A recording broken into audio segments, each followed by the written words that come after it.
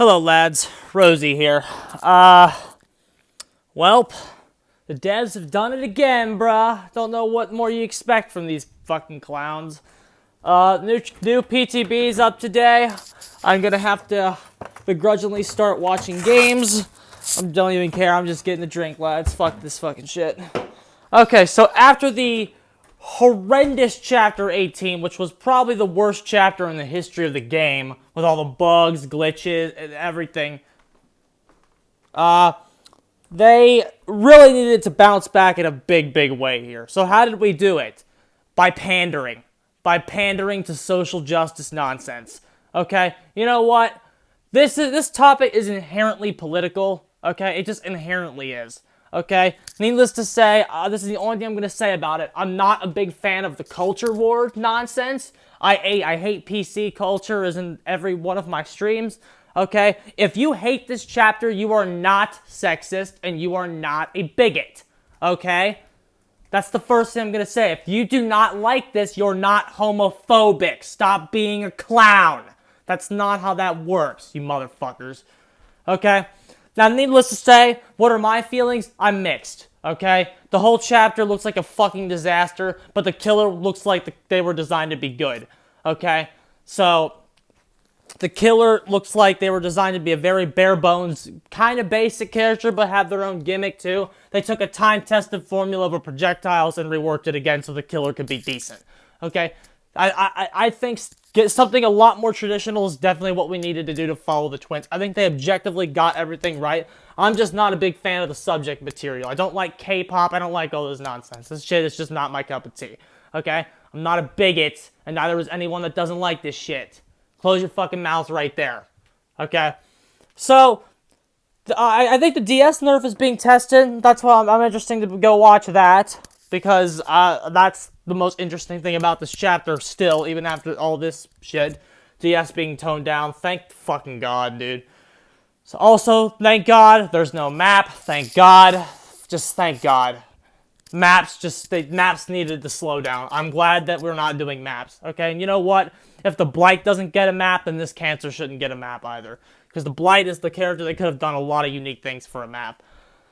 So, if the Blight doesn't get one, this crap shouldn't get one either. Alright, so no map, thank God. And then they haven't released any patch notes coming in really early, because the only one who has a video up is Ots. That's the only thing I was able to get this shit. So sorry guys, I have to use Ots as screenshots. Well, I zoomed in a little bit, sorry, the poor quality. No one's posted them yet, and I just wanted to get this done. Okay, so let's go over these fucking perks. So 6 perks, and then we'll go over the Trickster. Okay. So, Smash Hit is the... no, it's not. Okay, there's my clown picture. Fast Track, okay? This perk, it's either going to be on the Fast Track to the Never Used bin, or it's going to be the Fast Track to the meta, okay? Because it's a gen fixing perk. Could probably stack with Prove Thyself for some very annoying combinations. Basically, whenever a survivor is hooked, you get 3 tokens. Consume all tokens after a great skill check on a generator. If the survivor's good, they're hitting those every time. Okay, each token consumed grants 1%, so basically a great skill check becomes worth 4% of the gen after a hook. Okay, my money says that it's not gonna be very good, because if you're getting tokens on this perk really fast, you're losing. So I don't think this perk is gonna be able to come back. It could be annoying in a Swift group though. I'm not gonna say it's great, because it doesn't look great at all. But don't underestimate it quite yet. If you're getting Gen Rush, check their perks and see if they have this in there. Okay? I don't think this is very good. It doesn't look good. But it is a generator repair perk. So just be on the lookout for it for that reason. Okay, next. Smash Hit. Oh, voila. Another exhaustion perk, guys. Thank God. That's what the game needed more of. So, when you stun the killer with a pallet, you break into a sprint burst for 3 seconds. That's what it does. You get sprint burst after stunning the killer with a pallet. Okay, that's a Spirit Fury Enduring counter. This is another thing. This has no counterplay. You stun the killer with a God pallet, you break off into a sprint burst for 3 seconds. Tile transitions are already a bitch enough to begin with. This is bad. This has unhealthy synergy with the game.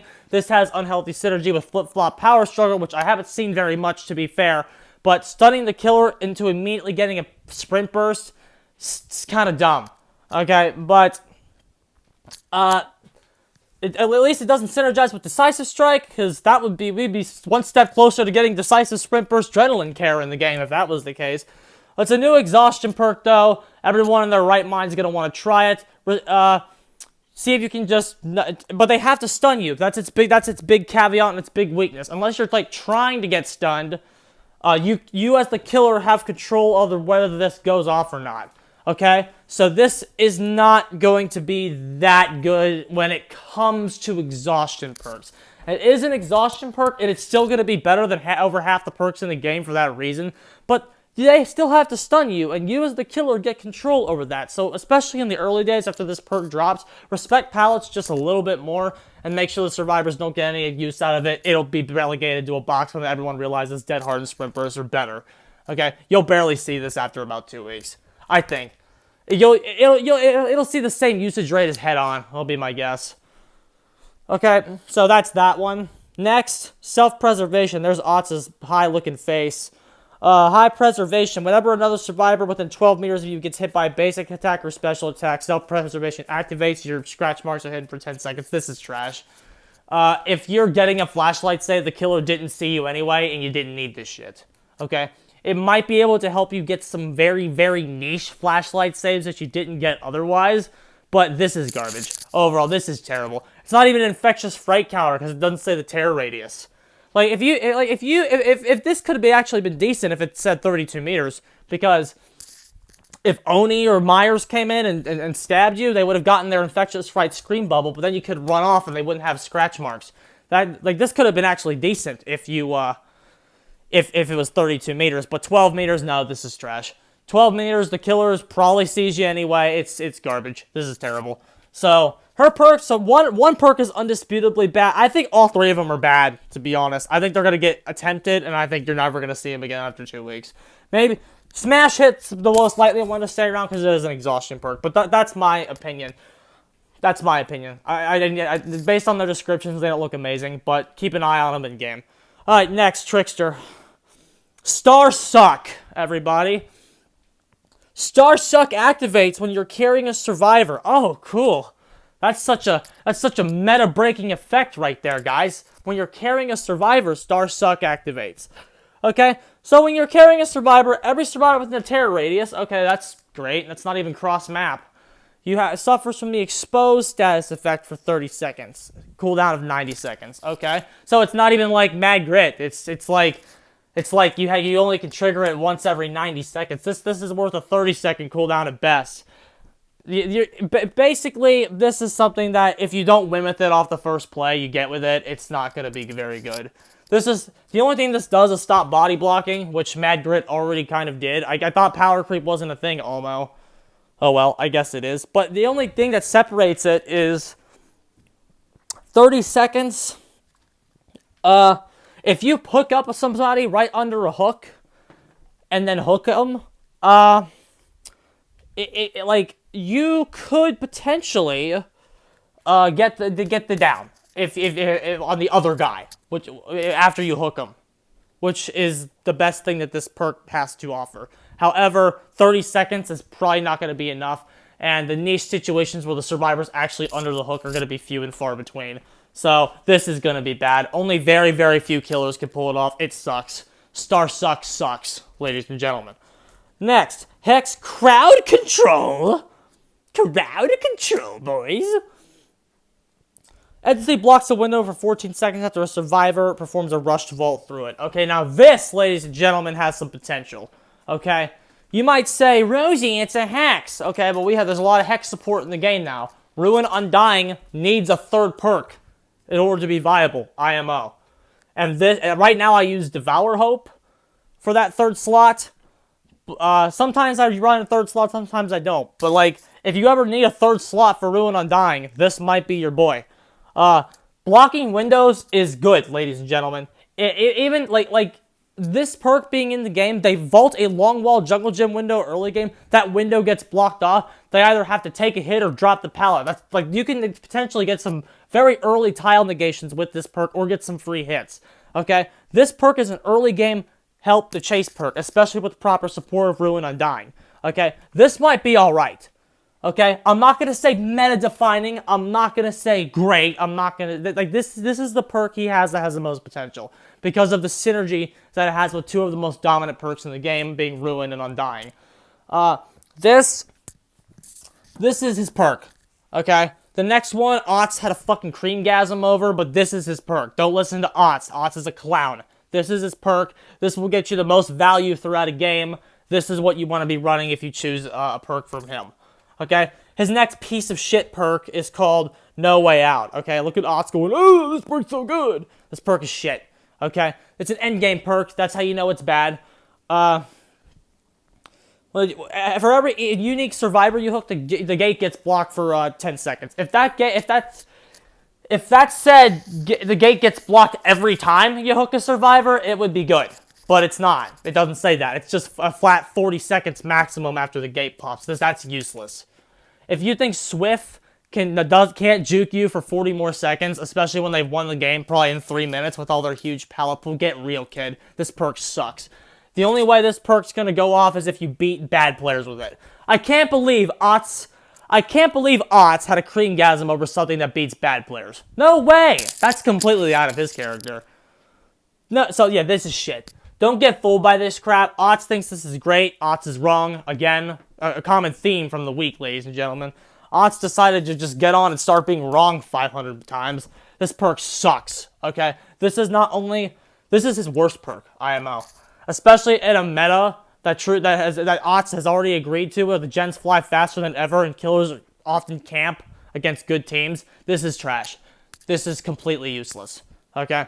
Alright. And then the last thing we have to analyze is Trickster. Okay, so this killer is very unimpressive to look at, okay?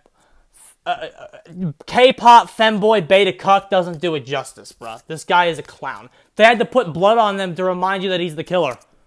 Like, that's how unintimidating he is, bruh. You know what you could have done? If you wanted to make a scary LGBT character, bruh, there's still ways to do that. They made this guy so exaggerated to the point where he's a stereotype, okay? Like, how is that not prejudice? He's so exaggerated. He turns to you and winks at you. It's so exaggerated to the point where it's awful. It's so horrible, okay? He bothers me. His screeches and his sounds throughout the game bother me. He reminds me of the guy, that meme where the guy went, nice! Like, that's what he reminds me of. He's a bitch. He's a walking bitch that David King would beat the shit out of in a back alley. Really, for real. Like, this, I can't take this kid seriously, okay? I can take the Legion seriously because they pulled off the idea kind of right. Even though they're high schoolers, I still believe, like, college students or whatever, like they pulled off the idea enough to where I believe that they're threatening. This kid, David King, David King, I already think would snap the hag like a twig. What makes you think he's not going to beat the shit out of this pansy? Okay, so, you know, I can't take him seriously. He's a walking joke. He's an insult to the rest of the roster. I know. He's an insult to the rest of the roster. And the fact that this fucking bitch is going to be better than Michael Myers is something that should piss you off. Okay? But anyway, what does he do? He's got throwing knives. Okay? And he got a shit ton of them. Start the trial with up to 60 blades. I'm really surprised that Behavior didn't say start the trial with 15 blades and then have to bring 2 add-ons to fix it. But that's how you know, guys. Behavior's doing it right this time. There's 60 blades, and then he moves at 110, which is already a great start in terms of map pressure. So he moves at 110, and then you hold this power button to enter a throw state, and then you can just unleash a shit ton of survivors. And then you hit them. I don't know how many you have to hit. I think it's like 8 or something. Then they become injured, and then you can down them. Okay? And you can also down them with this, because it says they go becoming injured or down, so you can either down them or injure them with this. Okay, this is going to be a very obnoxious anti-looping power. This guy can put so much pressure on you at basic tiles, it's unreal. Okay? Especially ones that don't have high things. Like, anything that Plague's Vile Purge can hit you at, this guy is gonna be a fucking monster at. Okay, so if you loop this guy, he can just boom, boom, boom, boom, boom, boom, just keep chucking shit. Okay, and he's got add-ons that are also gonna be obnoxious. His add-ons are actually good. There's one, he has a purple one that blows up a knife if it's on the ground, and that explosion creates like dust particles that hit you or some shit that like fill up your meter. That's gonna be insanely good, especially because it means he doesn't even have to hit you. Okay, he can just throw him at the ground and go boom, boom, boom, boom. Like, that's going to be good. He has a Ricochet one that looks interesting as well. I think can ricochet off a wall and hit a survivor. That looks like this guy was they actually gave a shit with this character, with this guy's design. Okay, so this kid's going to be all right. He's 110. That does suck, but 110 with no map pressure killers like Huntress and Shitslinger have aged extremely well. Okay. Shitslinger, I didn't like him when he came out, but like I really like the Shitslinger now, guys. I call him Shitslinger because that's just the meme. But like I think he's honestly okay. He's in B tier. So this kid's probably gonna be in B tier because he has a projectile, and this power does not seem like it has much counterplay on the survivor's side. Okay, they definitely like spoiled this kid. All right. So and then the last thing is he has a special ability called Main Event.